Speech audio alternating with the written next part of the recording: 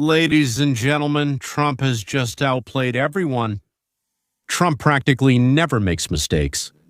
As they say in MAGA, it just so happens that he's always right. It looks like this will be called the deal of the century. But this isn't about Iran, it's not about Ukraine, not even about trade relations with China, but about something much more important. But for some reason, they're not really telling you about this. The deal of the century is the passing of a law. The vote in the U.S. has already failed to reach a quorum in the Senate twice. Well, is it possible that now, because Trump did something, the Republicans will cancel the filibuster for this vote? You will find out what's at stake and what the chances are for this crushing defeat of the Democratic Party if it happens. And so together, and with them, the Republicans who joined them several times, many times. It's interesting in Iran as well, of course. There are interesting events. Iran has announced that they have suspended the election of a new supreme leader. Well, in Russian, it probably sounds like supreme ruler. Because, but bear with me for a bit, I'll tell you everything. It's very funny. And yes, you've probably already guessed who or what they're afraid of. President Trump then demanded that Iran recognize a complete and unconditional defeat. That is, a full and unconditional surrender. The surviving leaders of Iran turned to us and asked to resume negotiations, said Trump. Do you know what Trump replied? Well, we'll talk about that during this exceptionally interesting program. At the end, I'll tell you how the Democrats were stealing documents from their own office. Primaries are taking place in Texas. That is, the parties are choosing their representatives to compete for a seat in the Senate. Republican John Cornyn is not always and not exactly a Trump supporter. John Cornyn. He is not always a Trump supporter. That's why he is considered to belong to the category of politicians with connections. And those connections usually mean the deep state. That means someone owes him, he owes someone, he did someone a favor, someone gave him money, and so on, so you can't rely on him 100%. That's what I'm trying to say. They're trying to replace him in the primaries with Texas Attorney General Ken Paxton, who is much closer to Trump. He's a member of the MAGA movement. The Republican leader in the Senate, Thune, a close friend and kindred spirit of Cornyn, threw an unprecedented amount of money into this fight. This has never happened in the primaries before. $100 million. But even with this crazy money for the primaries, this is absolutely insane money. So even though Ken Paxton spent $5.5 million, they're running, as they say, neck and neck. Thune got in touch with Trump and asked him to give his support to Cornyn. That is to say that Cornyn is better. Everyone understands that Trump's opinion will give a boost to any candidate, to which Trump said, I need the Save America Act to pass through the Senate, and for that you have to eliminate the filibuster. That is, the Democrats' right to endlessly debate this law, this bill, on this particular topic. By the way, the Democrats under Obama also eliminated the filibuster for judicial nominations. Therefore, the actions of the Republicans will be legitimized by the fact that the Democrats did the same thing. If you eliminate the filibuster and pass this bill, it's called a bill until it's signed, of course, and it becomes a law after passing both chambers and the president's signature. Then that means I recommend that Texas elect your candidate. Well, according to press reports, Trump said this. Paxton immediately reported that if Paxton, that's the one who's trying, well, the attorney general, yes, reported that if Thune does it, then he, Paxton, will withdraw his candidacy and will vote for Cornyn. Ken perfectly understands the importance and necessity of this bill, and what is so significant there that Trump is ready to withdraw his candidate from the elections if this bill is passed, and he will be signing it. Here is a CNN journalist's report about the conversation with Trump on this matter. And he said, I like John Cornyn, I get along well with him. But then he started discussing the Save America Act, which, according to him, is the Save America Act, not the SAVE Act, as we always call it.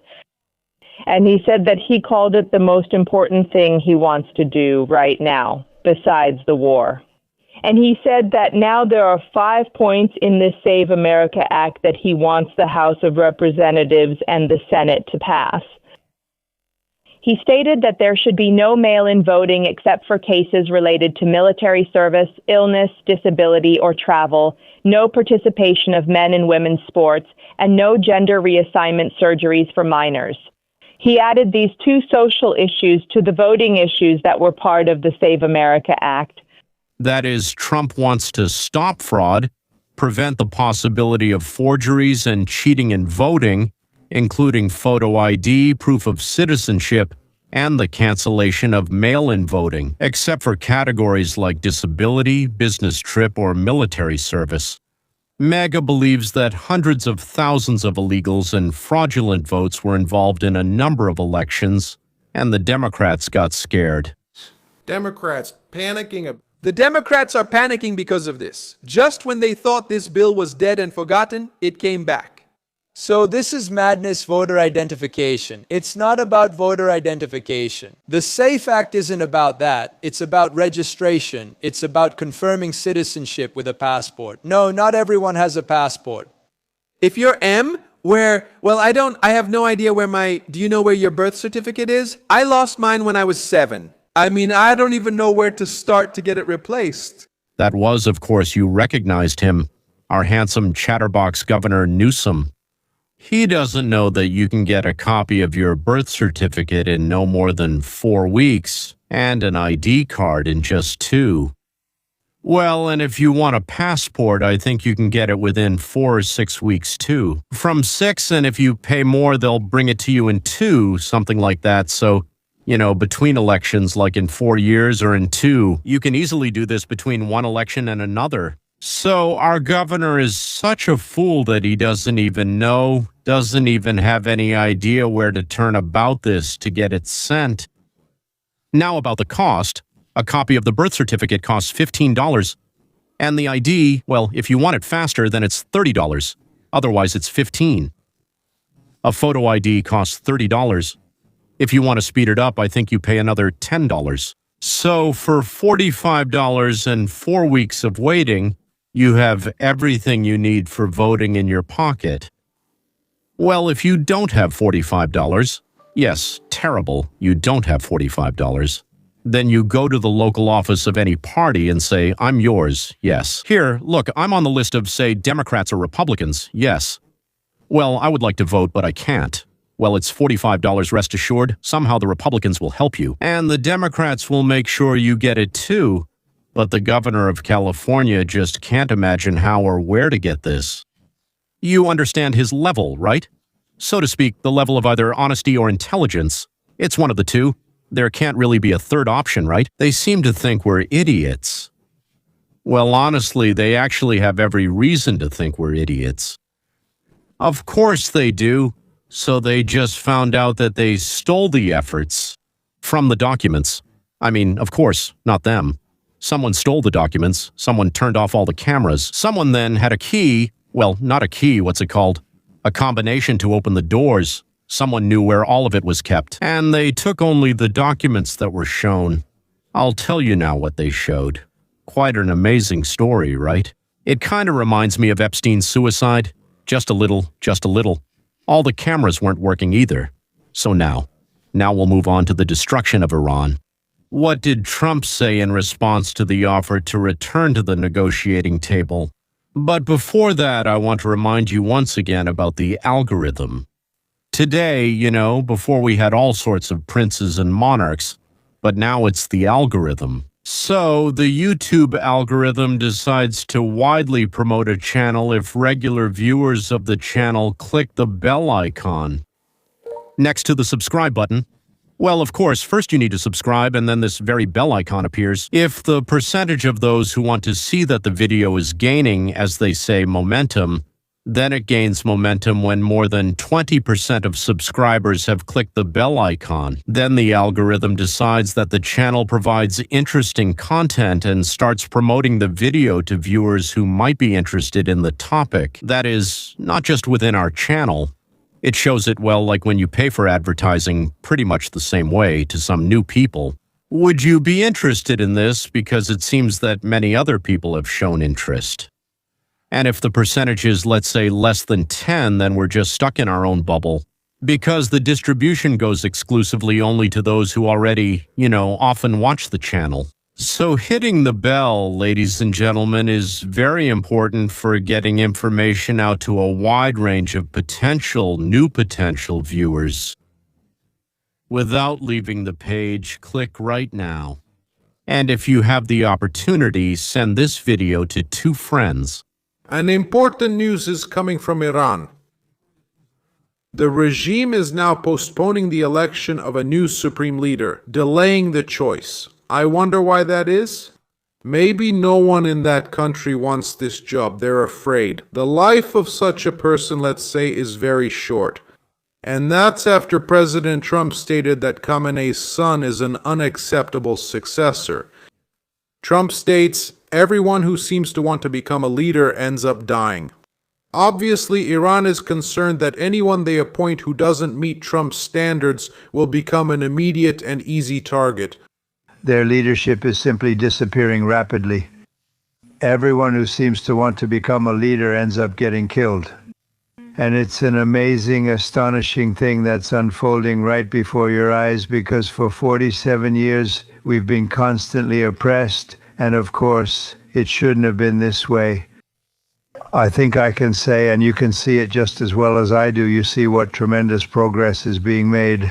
Their rockets are being rapidly destroyed, their launches are being destroyed, they're attacking. President Trump warned the Iranian regime that something serious is coming, possibly inevitable, as American stealth bombers and B-2S are involved. By the way, it is said that during Operation Iraqi Freedom, just one B-2 could fly over Iraq, suppressing Iraqi air defenses. This aircraft was invisible, remained undetectable, flying back and forth all night, bombing Iraqi air defenses. They couldn't see it. Even after 20 years, it's still unavoidable, making it the world's most expensive and deadliest aircraft. These aircraft had to fly long distances in recent days because Britain did not agree to let us land, base, and so on at our own base, which is on British territory. The island called Diego Garcia. The planes flew for 36 hours from U.S. territory to bomb Iran. Thank you to China, to Starmer. For some reason, I feel like his days in politics are numbered. But really, who knows with the English? They killed so many Jews who escaped from Hitler in 1945 to 1946. They sank ships with those who were coming from concentration camps. They survived the camps, made it out of the camps. They were given a little food, clothed, put on ships to Palestine, and then the English killed them. Well, God only knows what else they might come up with in their envy of the United States of America. Diego Garcia is that very secretive island in the Indian Ocean that belongs to Great Britain. Right here in front of you are the Chagos Islands. They currently belong to the United Kingdom. And America, the United States of America, maintains a very important military base on the Chagos Islands on an island called Diego Garcia, using your tax dollars. Prime Minister Keir Starmer, for some unknown reason, denied the United States access at the very beginning of the war. But now, finally, he is changing his course, allowing the American fleet to use this base. Defense Minister Pete Hegseth stated on yesterday, that the firepower over Tehran will increase dramatically thanks to the support of British bases. The Chief of Staff of Israel stated this morning that this campaign holds additional surprises ahead and he does not intend to reveal them.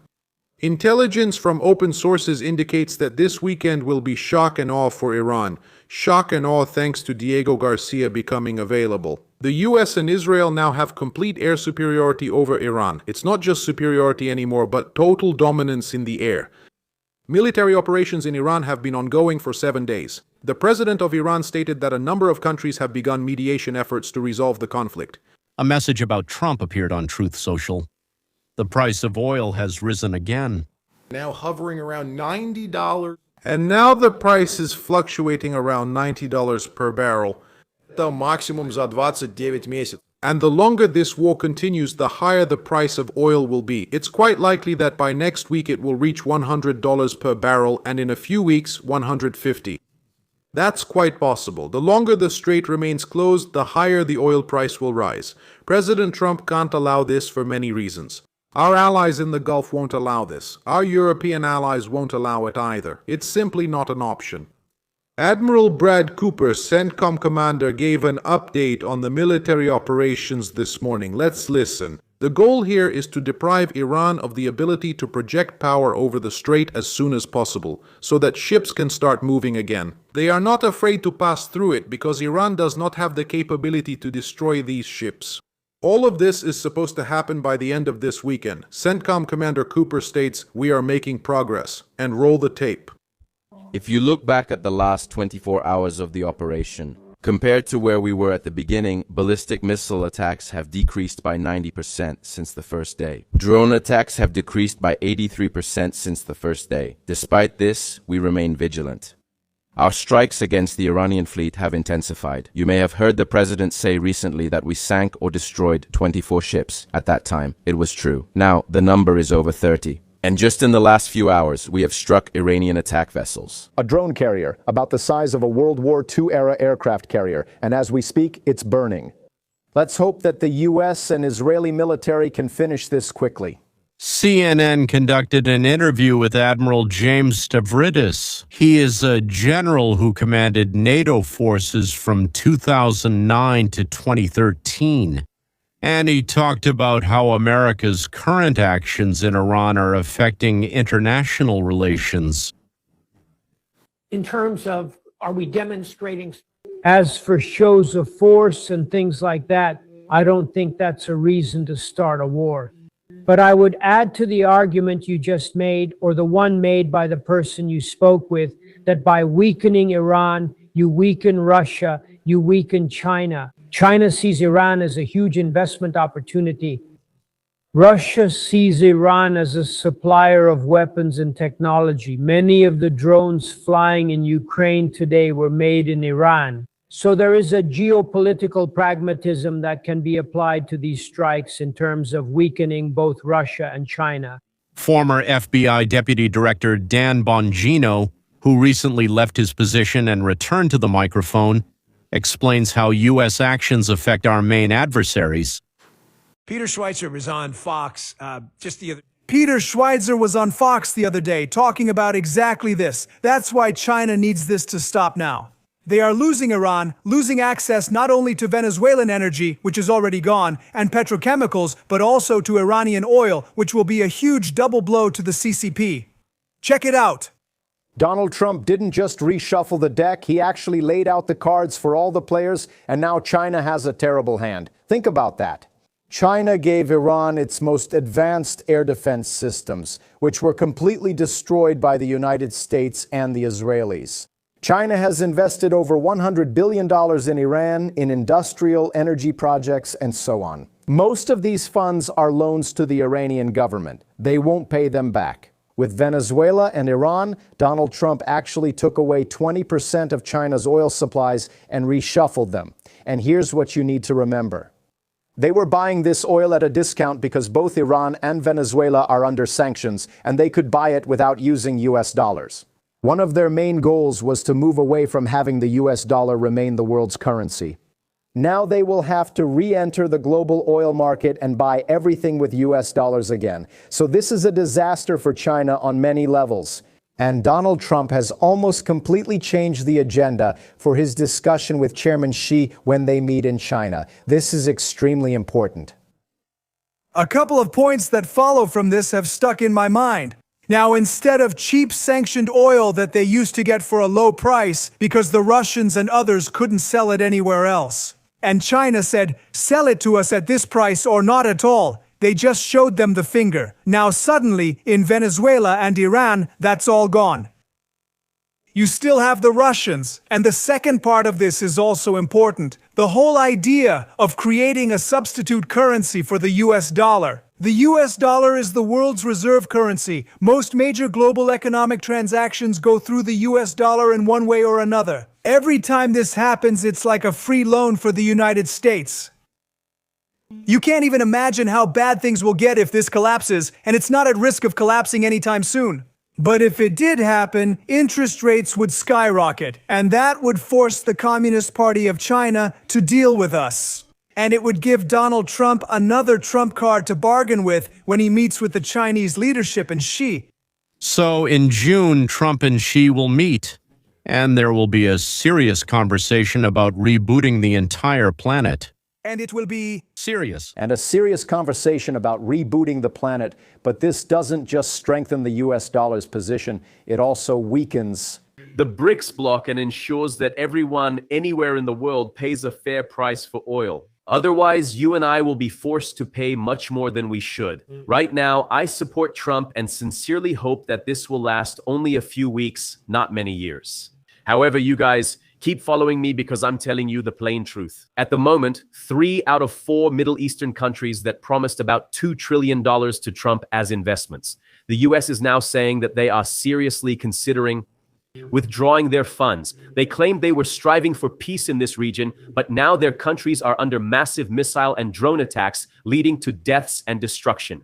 I'm sure that President Trump will do everything possible to restore these relationships, make promises, and move forward. Because one of the key points on his agenda was to attract all these trillions of dollars so that they would flow into the United States. That's another reason why we want to end this war as soon as possible. We don't want tension in the Middle East between the governments and the populations of Arab countries. Tension, I mean.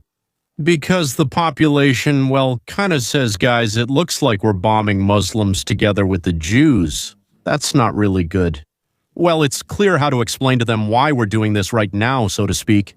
But if this goes on for a long time, it will be very negative. It will affect the leadership of a number of Arab countries, Muslim countries, and therefore, accordingly, it will immediately affect the relationship between them and us.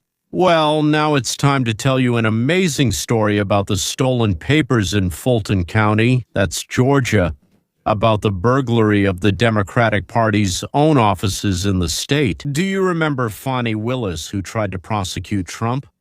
Fulton County Commissioner is now addressing. So the Fulton County Commissioner is now commenting on the break-in at her office and expressing serious concern about the security there. Commissioner Mo Ivory says that items were stolen, documents were rummaged through, and the surveillance cameras were turned off during that January break-in. This is a government building, so it's very difficult to disable the cameras. The cameras were turned off manually, and that's why we know that it means someone had access to those cameras to turn them off, and someone also had access to the codes to get into my office, which we obviously don't share with anyone. Police could not find the one who was responsible. In the context of increasing political violence, this issue should be of utmost importance for the leadership of our district to ensure the safety of any elected official, regardless of political preferences, from any harm. The Fulton County Police conducted an investigation, and investigators say that the cameras could have been damaged for various reasons. And since there was no convincing evidence, the case was closed. Now, Commissioner Ivory is calling for an independent investigation into this breach. Documents related to the investigation and the charges against Trump for allegedly trying to influence the voting results in their county have gone missing. And now these documents, just like the documents from the committee investigating the alleged storming of the Capitol, are gone, lost, disappeared. No one knows who took them or where they went. Everyone has suspicions, but no one is certain. The main thing is there was evidence that Fani Willis and her people were acting on orders from the White House. And this seemed the scariest thing to the Democrats. Help anyone, including Fani Willis, to assist anyone, including Fani Willis, in holding Donald Trump and his co-defendants accountable. The second point we see, which is even more suspicious, came out from the second article published by Just the News. And in that article, we see that Fulton County, the district attorney's office, was offered, not that they were seeking it, but they were offered a grant during the same period I just mentioned. And it wasn't a situation where they had to apply and compete with other people for these federal funds. Basically, they were given a grant without any competition at all, which, in my personal opinion, frankly smells like a quid pro quo. Oh, so you're going to prosecute Donald Trump and all his buddies. Oh, by the way, would you like to get some federal money? Of course, they'll say that one thing has nothing to do with the other, but oh, if it smells, it smells. And finally, let me remind you, Fani Willis is currently under investigation for possible collusion with the Biden administration. This fits perfectly with the idea that she just received the money you just heard about from Miss Grout. Well, she is currently under investigation. These investigations are mostly confidential, but there can also be public investigations. Friends, let's get back to Megan Grout. Take a look. But I'll show you this video clip. This is from her testimony given in December when she testified before the Georgia Senate Committee. Take a look. In your letter, you proposed a meeting. Did they agree to meet in person? I've never met with Thompson. Did you meet anyone from the January 6th committee? I'm not sure. I could have met them without knowing their work. Well, I asked you about Mr. Wade. Did you talk to anyone who worked with the January 6th committee or was a lawyer for the J6 committee? Ask and answer. Ask and answer. She said that she never did it herself. That's what she testified under oath. Did you communicate with members of the J6 committee through intermediaries who relayed your messages? I don't recall ever speaking with anyone from the January 6th committee. You asked me if I had ever met anyone. I am a government official. I constantly meet people all over the country, shake hands, take photos, kiss babies, everything that elected and public officials do. So I have no idea if I have ever met anyone who might have been part of the January 6th committee. So, since you've seen Fani Willis testify under oath about whom she spoke with, and basically it wasn't anyone from the J6 committee, I want to show you this letter.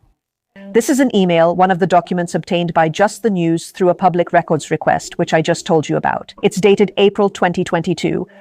It was sent by Timothy Heaphy, the senior investigative counsel for the January 6th committee. He addressed it to Investigator Hill, who is an investigator for the Fulton County District Attorney's Office. So Hill works for Fani Willis. Heaphy says to Hill at the very end of this letter, "My colleague Dan George, who is copied here, has been in contact with District Attorney Willis about this matter, and we would like to ensure further communication as your grand jury investigation progresses." So we know that Fani Willis did have some communication with Dan George. Who is he? He was another attorney for the J6 committee. So if you go back, you can listen to it again, the video with her under oath. She says that she never met with anyone from the J6 committee, and then Greg Dalazal tries to ask her differently. He says, "Have you ever talked to anyone?" And Roy Barnes, her lawyer, steps in and says, "She already said she didn't do it herself. That's not what she said. She said she never met with anyone." Interesting. That Trump is trying to make our lives better.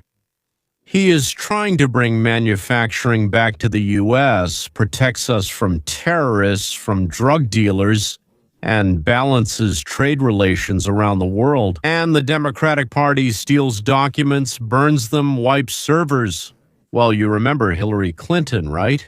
And all of this is just to make sure by any means that America doesn't get to live well. Because if America prospers under Trump, it won't let the Democratic Party return to power and keep stealing our money.